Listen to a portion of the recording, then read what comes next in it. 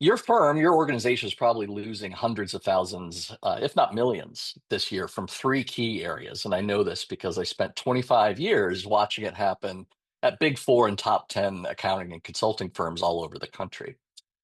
First, you probably know every person that walks costs you 1.5 to 2 times their salary in replacement costs. Secondly, you likely have found the need to shelve or otherwise delay ambitious projects and plans because you don't have the people, you don't have the talent to pull those off.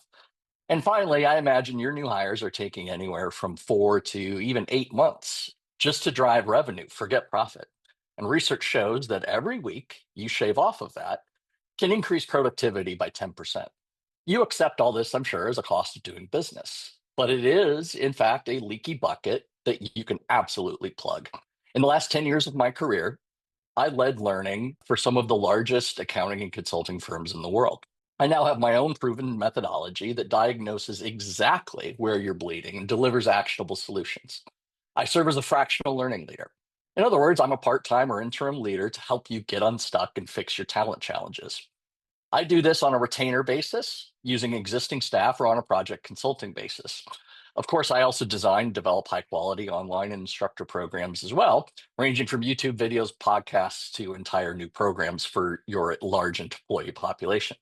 You're sensitive to cost, I'm sure. Consultants are pricey, right? But I think you'll be pleasantly surprised at my affordability. I don't charge like my former employers. We're talking about spending a few percentage points to generate large returns. Let's talk about what this looks like in your organization. Where was I in my business when I first started working with Sue? I was just getting started.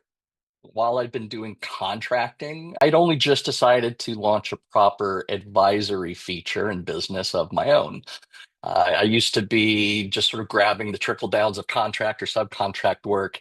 And that's not really what I wanted to do. And I realized that I needed to reposition my mindset, my approach to the market, and my organization, my firm, my offering entirely. A win that I'm particularly proud of for the last few months really has just been a better understanding of my value, a better ability to introduce myself and position myself with others in a value oriented way, as opposed to just introducing myself as a job title. I'm much more comfortable, much more able to think in terms of value and position myself that way to others. Sue's biggest strengths, I think she's got a great mix of laid back coaching support, very business savvy, business intelligent, is able to slide into a lot of different industries and really understand the ins and outs of a particular industry or a particular field of expertise or tradecraft. Given that, even though she has that laid back style, she's not afraid to give you a little kick when you need it. And I love that. She's not here to blow sunshine, if you will. She tells you glowingly when things are good, but she'll also tell you very constructively and kindly when they aren't so good.